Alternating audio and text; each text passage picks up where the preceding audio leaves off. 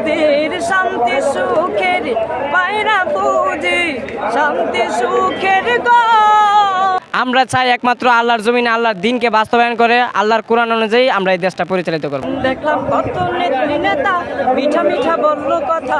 আসলে আমরা যেটা দেখতে পাচ্ছি যে আগে কিন্তু আমরা খারাপ বলতাম যে আওয়ামী লীগকে যে শুধু নৌকায় খারাপ, কিন্তু এখন বর্তমানে দেখতেছি যে আওয়ামী লীগ থেকে বিএনপি এখন আর বেশি খারাপ। সুতরাং এইসব আমরা চাই না, আমরা চাই একমাত্র আল্লাহর জমিনে আল্লাহর দিনকে বাস্তবায়ন করে আল্লাহর কোরআন অনুযায়ী আমরা এই দেশটা পরিচালিত করব। নৌকায় আর ধানের শীষ, দুই সাপের একই বিষ, এর সাথে মিলে মিশে ইসলামের ভাবনা ভাবিস, বোকামি ছাড়ায় যে কিছুই না, এরা যে একই পাখির দুই ডানা। দেখলাম কত নেত্রী নেতা মিঠা মিঠা বলল কথা, দেখলাম কত নেত্রী নেতা মিঠা মিঠা বলল কথা, নিজের কাজে ব্যস্ত তারা তোমায় দেখার সময় নাই, নিজের কাজে ব্যস্ত তারা তোমায় দেখার সময় নাই।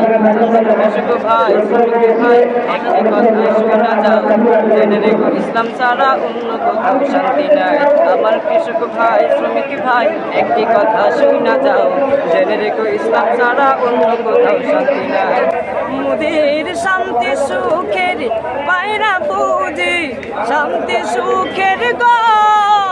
মুদের শান্তি সুখের পায়রা পুঁজি, উইরা গেছে অজানায়, আমাদের কপালে বুঝি শান্তি নাই, আমাদের কপালে বুঝি শান্তি নাই, আমাদের কপালে বুঝি শান্তি নাই।